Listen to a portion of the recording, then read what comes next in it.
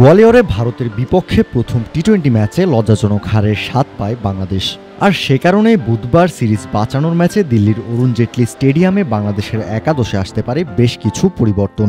সদ্য টি-20 ফরম্যাট থেকে অবসরের ঘোষণা দিয়েছেন অভিজ্ঞ ক্রিকেটার মাহমুদুল্লাহ রিয়াদ। অবসরের ঘোষণা এলেও তিনি পরবর্তী 2 ম্যাচের জন্য থাকছেন অ্যাভেইলেবল। কিন্তু প্রশ্ন হচ্ছে, দ্বিতীয় ম্যাচেও কি একাদশে জায়গা পাবেন রিয়াদ? বিশেষত সিরিজের প্রথম ম্যাচে ব্যাট হাতে করুণ পারফরম্যান্সের পরেও, যেখানে গুরুত্বপূর্ণ সময়ে ব্যাট হাতে মাঠে নেমে রিয়াদ ফিরে গিয়েছিলেন 2 বলে মাত্র 1 রান করেই।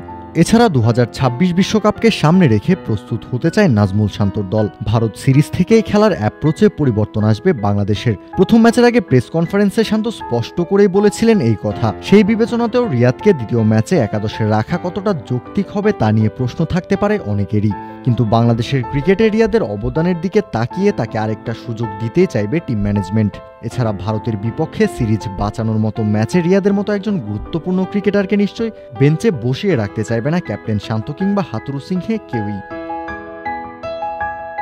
হোক টেস্ট, ওয়ানডে কিংবা টি-20 ম্যাচ, ওপেনিং নিয়ে বাংলাদেশের সমস্যা নতুন কিছু নয়। তাই প্রথম ম্যাচে সুযোগ পেয়েও ব্যর্থ হওয়া তরুণ ওপেনার পারভেজ হোসেন ইমনকে আরও একটা সুযোগ দেবে টিম ম্যানেজমেন্ট। কারণ এক ম্যাচে ইমনের সক্ষমতা যাচাই করতে চাইবেন না তারা।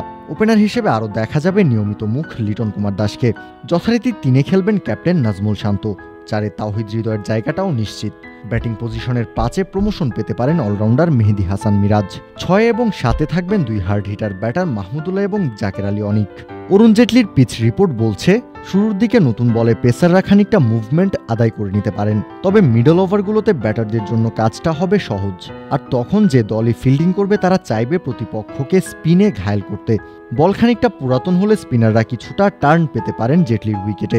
সাধারণত প্রতি ইনিংসে এই মাঠের রান হয় 180 থেকে 90-এর কাছাকাছি। বুদ্ধিদীপ্ত বোলিং ছাড়া তাই ভারতের ব্যাটারদের আটকে রাখা হবে কষ্টসাধ্য।